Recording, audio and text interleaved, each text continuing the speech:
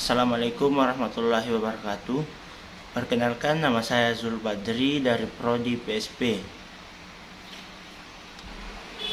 Min tes 1. Jelaskan 3 periode dalam sejarah perkembangan ilmu mikrobiologi. 1. Robert Koch dan Anthony van Leeuwenhoek. 2. Robert Koch. 3. Pasteur. 2.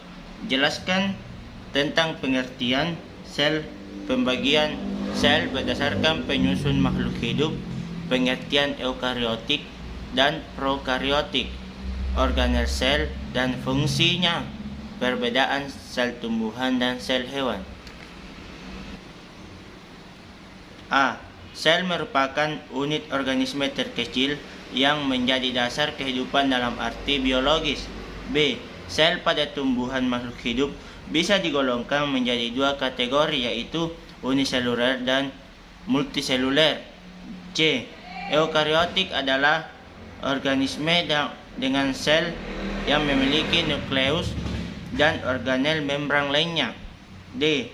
Organel sel adalah komponen-komponen padat penyusun sel yang berada di dalam sitoplasma. E. Fungsi organel sel memiliki tugas masing-masing untuk keberlangsungan hidup organisme. F. Perbedaan sel hewan dan sel tumbuhan. Sel hewan tidak memiliki dinding sel, sedangkan sel tumbuhan memiliki dinding sel. 3. Jelaskan karakteristik bakteri, jamur, alga, dan virus. A. Bakteri. Bakteri memiliki ukuran bervariasi antara 0,2 ratusan mikro dan memiliki tubuh beraneka ragam. B. Ciri-ciri jamur sebagai uniseluler dan multiseluler. C. Alga panjangnya bisa mencapai 200 kaki atau 600 meter.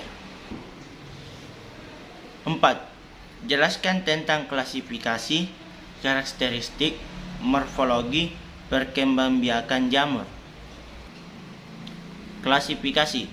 Klasifikasi adalah kata serapan dari bahasa Belanda, yaitu klasifikasi.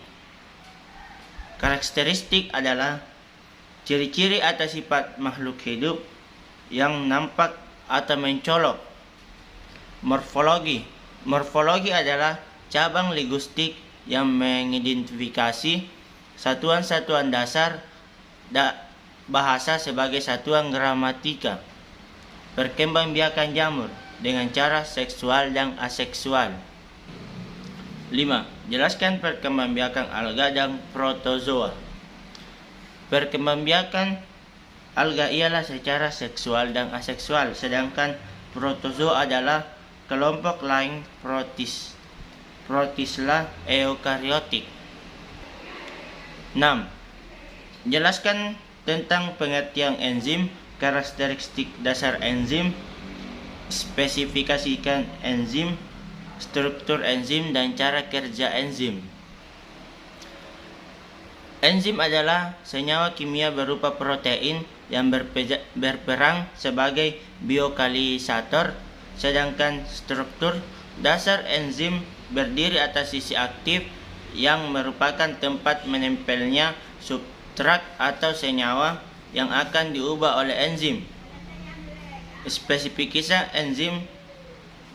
Ketika substrat mendekat ke enzim, sisi aktif enzim akan berubah bentuknya, sedangkan cara kerja enzim mengikat ke satu atau molekul reaktan.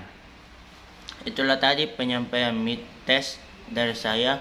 Kurang lebihnya mohon dimaafkan. Sekian. Assalamualaikum warahmatullahi wabarakatuh.